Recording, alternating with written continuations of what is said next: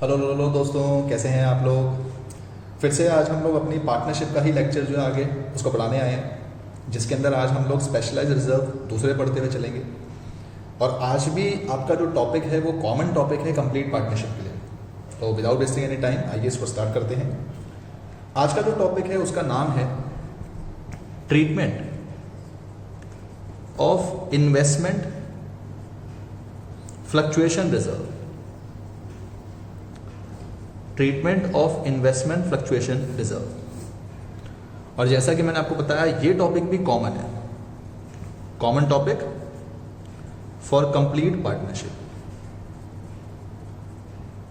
इसका मतलब आप एडमिशन पढ़े, रिटायरमेंट पढ़े, डेथ पढ़े, सब जगह पे ये टॉपिक आपका जो है कॉमन चलते हुए चलेगा। राइट, समझते हैं कि क्या है इन्वेस्टमेंट फ्लक्चुएशन रिजर्व, तो उसके ऊपर कुछ बात करेंगे। इन्वेस्टमेंट फ्लक्चुएशन रिजर्व एक ऐसा रिजर्व है जो इन्वेस्टमेंट की वैल्यू में फ्लक्चुएशंस होते हैं, उनसे होने वाले लॉसेस को बियर करने के लिए बनाया जाता है। यानी अगर मैं आपसे कहूं कि आईएफआर का मतलब जो है वो समझें, तो it is a reserve which is created, it is a reserve which is created to bear losses that arises on account of fluctuations in market value of investments।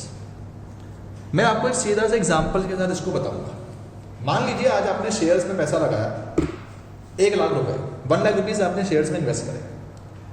कोई भी इंसान इन्वेस्टमेंट करता है, क्यों करता है? क्योंकि उसे प्रॉफिट मोटिव चाहिए, पर उसके दिमाग में एक हमेशा डर रहता है कि भाई प्रॉफिट कमाने के लिए हमें रिस्क भी अंडरटेक करना है। अब जरूरी तो नहीं है कि इन्वेस्टमेंट की वैल्यू बढ़ जाए, ये भी हो सकता है कि इन्वेस्टमेंट की वैल्यू घट जाए। मान लीजिए उस 1 लाख की वैल्यू बढ़ के 1,20 हो गई। जब इन्वेस्टमेंट की वैल्यू बढ़ती है तो इस रिजर्व का कोई काम नहीं है।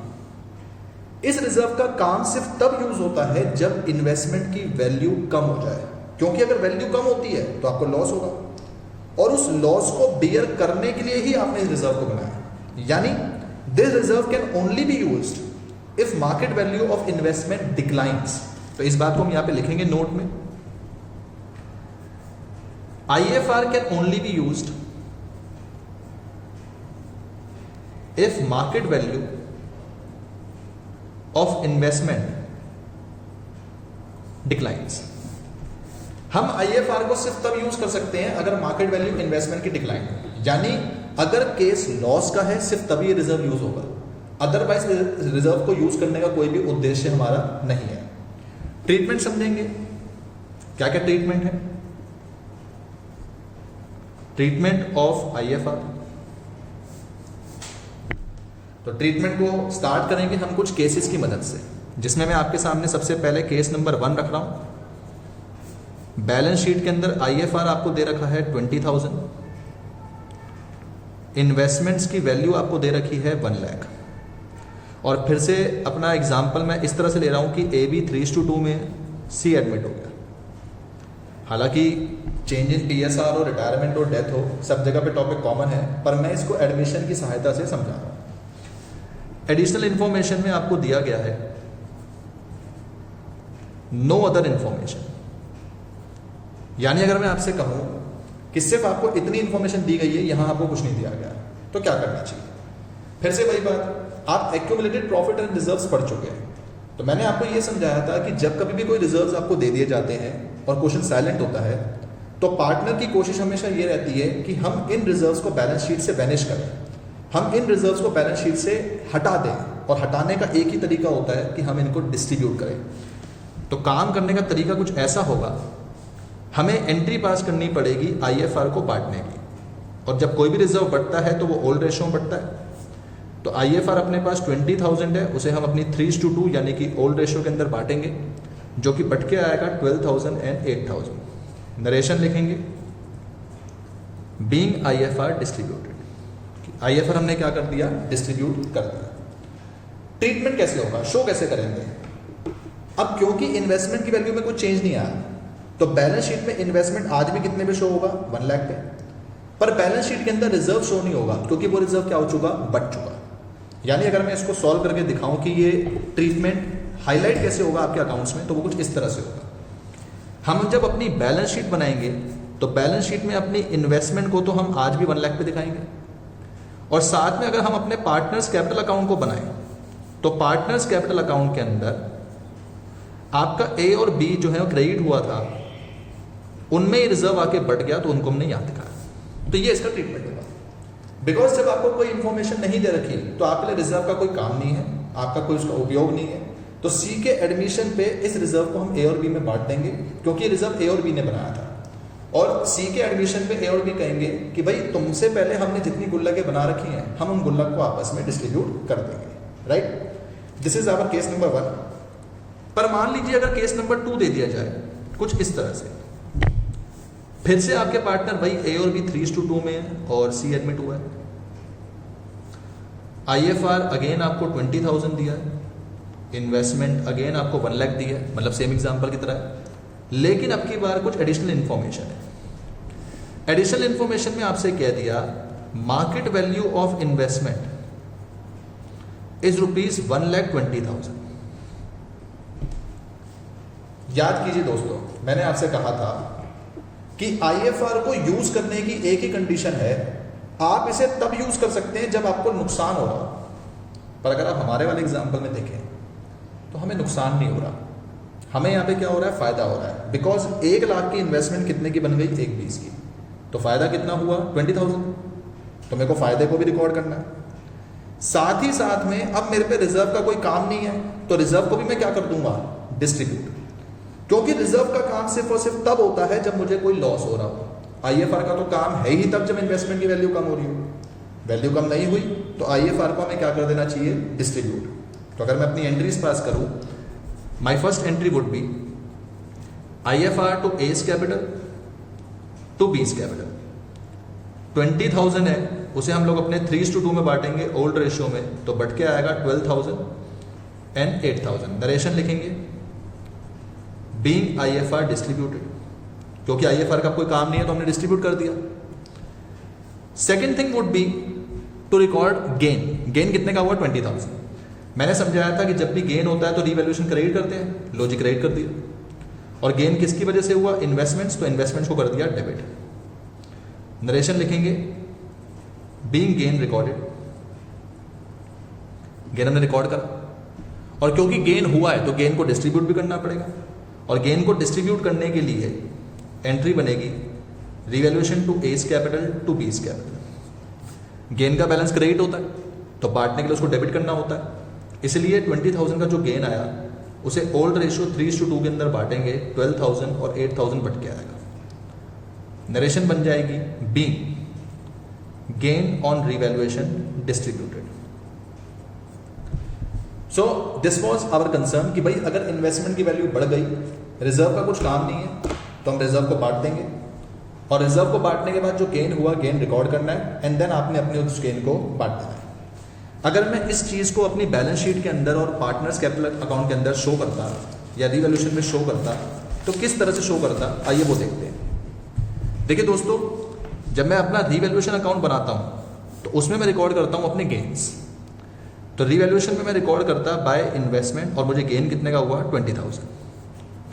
इस 20,000 के गेन को मैं यहाँ पे आके बांटता, क्योंकि गेन बैलेंसिंग फिगर आपका 20 ही है, और वो A और B में आके बढ़ता 12,000 और 8,000।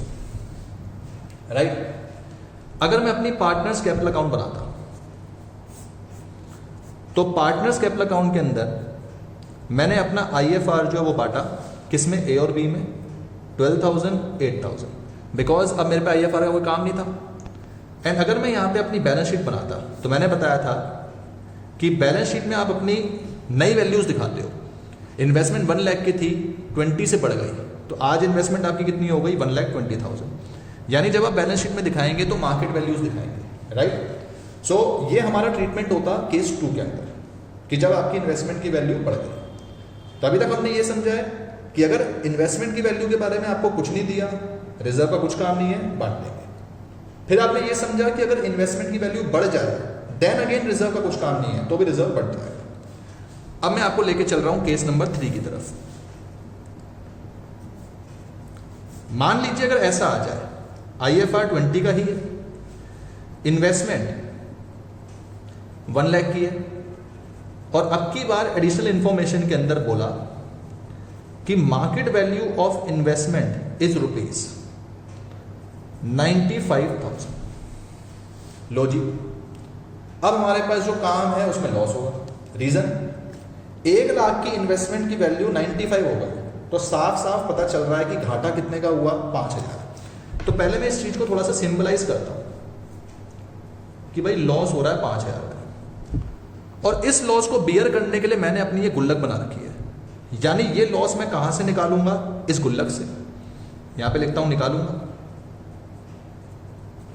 इस लॉस को मैं इस गुल्लक से निकालूंगा। तो आप मुझे बताइए, अगर ये लॉस इस गुल्लक से निकल गया तो आज भी IFR के अंदर कितने रुपए पड़े होंगे, 15,000। यानी मैं आपको एक फंडा समझाने की कोशिश कर रहा हूं, वो ये है कि जब इन्वेस्टमेंट की वैल्यू कम होती है तो घाटा होता है। उस घाटे को मुझे रिकवर करना है गुल्लक से, और गुल्लक में जितना बच गया फिर मुझे वो देखना है। तो एंट्री कुछ इस प्रकार बनेगी, ध्यान दीजिएगा। पहली एंट्री में पास करूंगा IFR टू इन्वेस्टमेंट, कितने का, 5,000 5,000। ये एंट्री किस चीज की है, ये एंट्री है अपने लॉस को निकालने की। देखिए दोस्तों, जब मैं लॉस को अपना रिजर्व से निकाल रहा हूं तो रिजर्व का बैलेंस कम हो जाना चाहिए। रिजर्व क्रेडिट होता है तो उसको कम कैसे किया जा सकता है, डेबिट करके। लॉस कितना था, 5 का, तो 5,000 रिजर्व मैंने यहां से निकाला, तो उसकी एंट्री बनेगी IFR टू इन्वेस्टमेंट। नरेशन लिखेंगे, बीइंग लॉस रिकॉर्डेड, राइट। अब आप मुझे ये बताइए कि अगर मैंने 5 यहां से निकाल लिए तो आज भी इस रिजर्व के अंदर कितने पड़े हैं, 15। उस 15 को कोई काम नहीं है, तो उस रिजर्व को हमें बांट देना चाहिए। यानी सेकेंड एंट्री होगी IFR to A's capital to B's capital. Old ratio अपनी 3:2 है, तो 15,000 को मुझे 3:2 में बांट देना चाहिए, जो कि बट के आएगा 9,000 6,000। नरेशन लिखेंगे, बीइंग IFR डिस्ट्रीब्यूटेड। लॉजिक ये बना कि रीवैल्यूएशन के अंदर कोई लॉस जाना नहीं चाहिए। रीजन, क्योंकि लॉस को बियर करने के लिए गुल्लक पहले से पड़ी थी। गुल्लक से पैसा निकाला और अपना जो है अपना लॉस को रिकॉर्ड करा, तो पहली एंट्री ये बनी। फिर गुल्लक में जितना बच गया वो पार्टनर में जाके डिस्ट्रीब्यूट कर दिया। अगर इसको बैलेंस शीट में शो किया जाए तो कैसे शो किया जाए, रीवैल्यूएशन के अंदर कुछ नहीं आएगा, खाली पड़ा रहेगा। पार्टनर्स कैपिटल के अंदर हमने डिस्ट्रीब्यूशन करी है, तो यहां पे लिखेंगे बाय IFR। किस में डिस्ट्रीब्यूशन करी, A और B में, 9,000 6,000। और मैंने आपको बताया बैलेंस शीट में नई वैल्यूज दिखाते हैं, तो आज की डेट में इन्वेस्टमेंट की जो वैल्यू है वो हो चुकी 95,000।